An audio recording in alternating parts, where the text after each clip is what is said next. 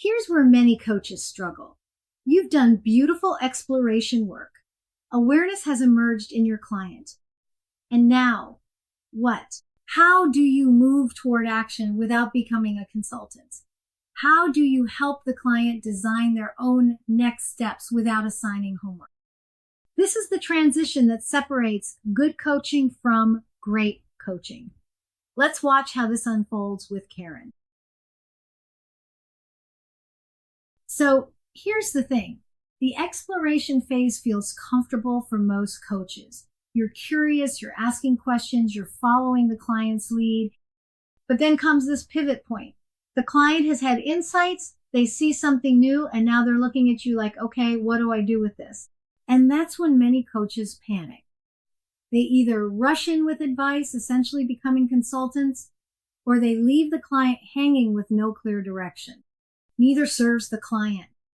The magic happens in this space between discovery and design. It's where coaching presence truly matters. Let me tell you why this matters. Because we did the deep work earlier with Karen, she's now ready to design her own plan. That foundation supports the structure. If we'd rushed to action before she understood her patterns, her triggers, her avoidance, her stress, any plan she created would have been built on sand. Now she has solid ground to stand on. Watch carefully in this demonstration for how Karen generates her own actions. I create the space. She fills it with her own wisdom. That's the distinction between facilitating and directing. And notice how we address barriers. We don't just plan the happy path, we reality test. What might get in the way? That strengthens commitment. As you watch this portion of the session, I want you to look for specific ICF markers in action. Marker 8.02 is about designing goals and actions. Notice that Karen generates these, not me. The client is the source of their own action plan. Marker 8.03 addresses client autonomy.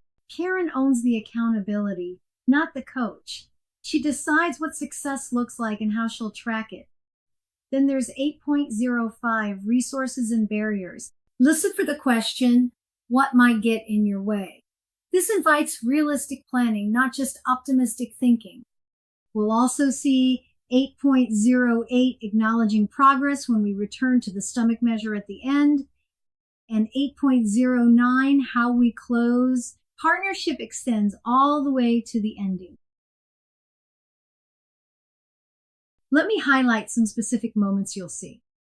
First, watch how Karen identifies her own action items without being told what to do. This is client-led design in action. Second, pay attention to the barrier conversation. Karen identifies that coaching requests during her project week could derail her. Notice how she anticipates that challenge and then solves it herself. Third, watch how she strategizes to work with barriers rather than ignore them. This is where commitment becomes real, not in the ideal plan, but in the plan that accounts for reality. Finally, notice the final check-in. We return to the measure we established at the beginning. This completion honors the session's opening promise. And watch the partnership close. Both coach and client know when the work is complete. Before we continue, let me remind you of something crucial for Module 7. The coach is not the accountability partner. This distinction is essential to maintaining the coaching relationship. Watch how Karen owns her own follow-through. I trust her capacity to manage her commitments. That trust communicates something powerful. It says, you're capable. You've got this. When coaches try to hold clients accountable, they create dependence. When coaches trust clients to hold themselves accountable, they create sustainable change. Karen's stomach is starting to descend, and now we're designing her plan. Let's watch how exploration transforms into action.